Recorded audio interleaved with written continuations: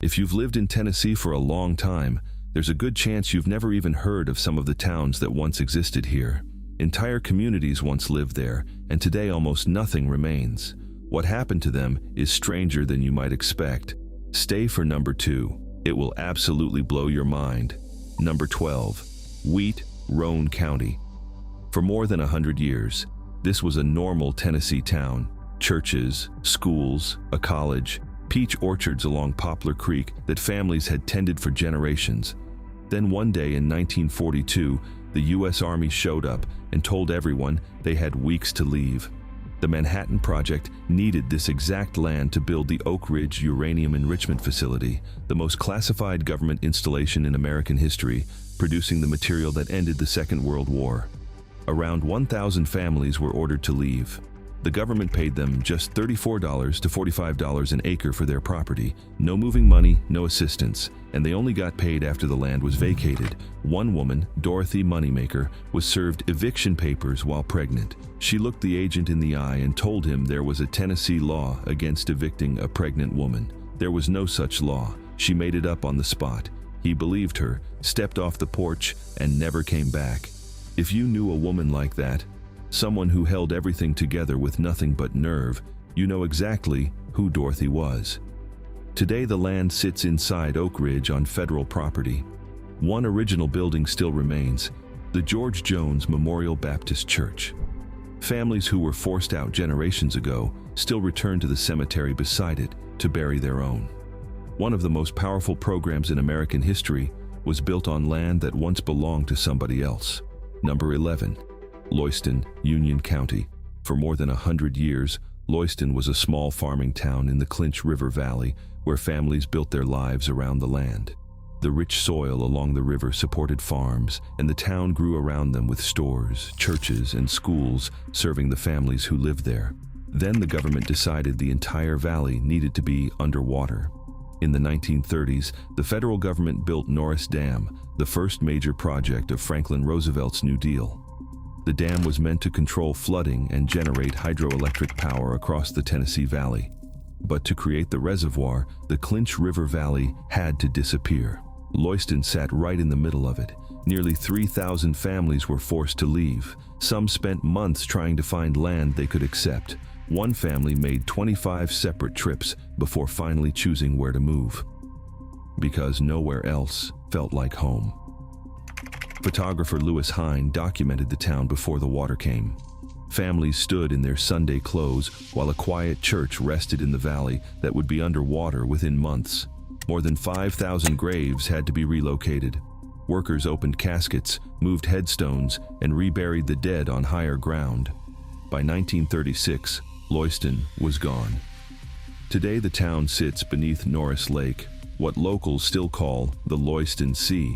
Millions of people boat and fish above it every summer without realizing an entire town lies beneath them. Number 10.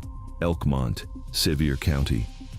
Elkmont began as a logging camp in 1908, built to harvest timber from the forests of the Little River Valley. Within a few years, wealthy families from Knoxville discovered the area and started building summer cabins in the cool mountain air. By the 1920s, Elkmont had grown into a seasonal mountain community with a hotel, a church, small stores, and a cluster of large vacation homes people called Millionaire's Row. Many families returned every summer for decades. Some did it for more than 60 years. Everything changed in 1934 when the Great Smoky Mountains National Park was created. The Park Service offered residents a deal: sell their land to the government at half its value and keep a lifetime lease so they could continue using their cabins. Most families accepted. For decades, they kept coming back every summer, just like they always had. But when the leases finally expired in 1992, the Park Service refused to renew them. The land was now part of a national park, and the official policy was to return it to its natural state. The cabins didn't fit that plan. The last families walked away, leaving more than 70 buildings behind with no one to maintain them. The famous Wonderland Hotel, once the center of the community, slowly fell apart before finally burning down in 2017. Today, Elkmont still exists inside the national park as a collection of restored cabins and abandoned structures. Every early summer, thousands of synchronous fireflies fill the valley and flash in perfect unison, a rare phenomenon found in only a few places in the world. People travel from across the country just to see it. Most of them never realize they are standing in the middle of a former mountain town. Number 9. Lost Cove, Unicoi County. For nearly 50 years, neither Tennessee nor North Carolina officially claimed this place. Each state believed the tiny settlement in the mountains above the Nolichucky River belonged to the other. The people living there quickly realized what that meant. Law enforcement from either state had trouble claiming jurisdiction.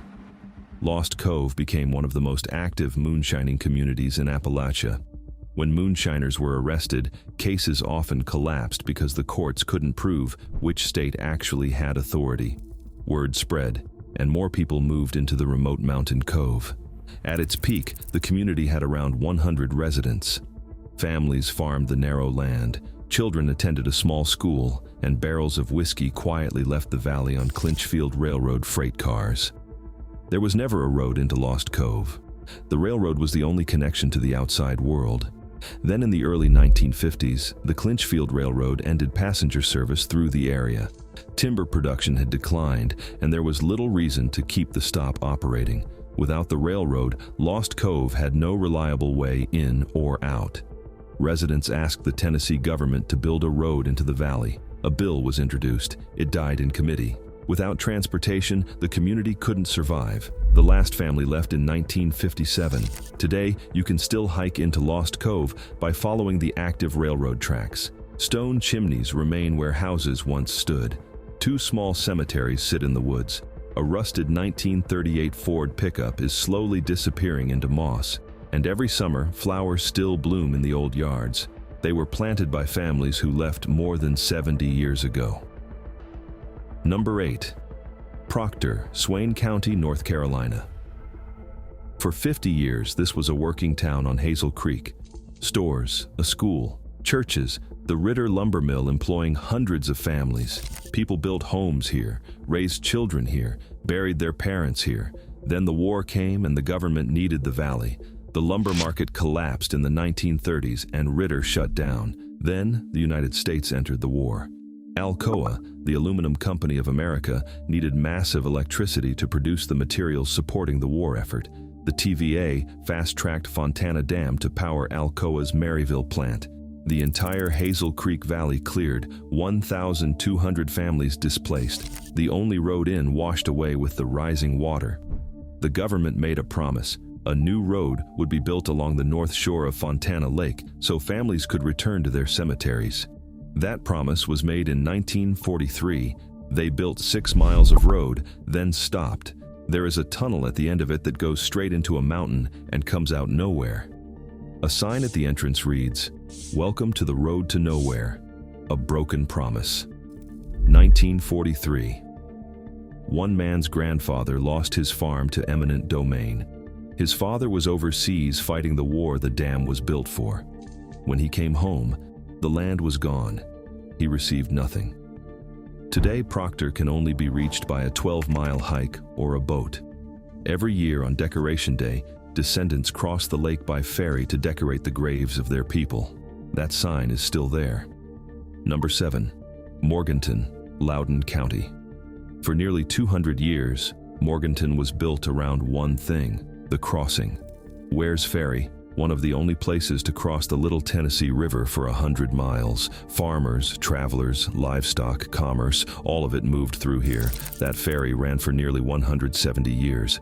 During the Civil War, it was so strategically vital that General Sherman dismantled local houses to build pontoon bridges and force his troops across toward Georgia.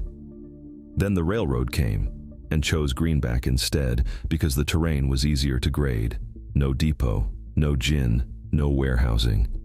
Commerce followed the tracks, and people followed the commerce. The ferry held on until 1961, one of the last working ferries in Tennessee, kept alive only because it was the only crossing left. Then in 1979, Tellico Dam was completed, and Tellico Lake swallowed what remained. The only thing still visible today is the old cemetery sitting on high ground above the water, looking down at the lake that now covers everything those people built. If you have people buried somewhere you can no longer easily get back to, you understand what that cemetery means. Number 6. Big Creek, Cocke County. We're at the halfway point. If these stories mean something to you, hit subscribe. This is what we do every single week. For over 100 years, families farmed the creek bottoms at the edge of the Smokies. Good land, quiet lives, generation after generation on the same ground. Then in 1934, the government showed up with paperwork.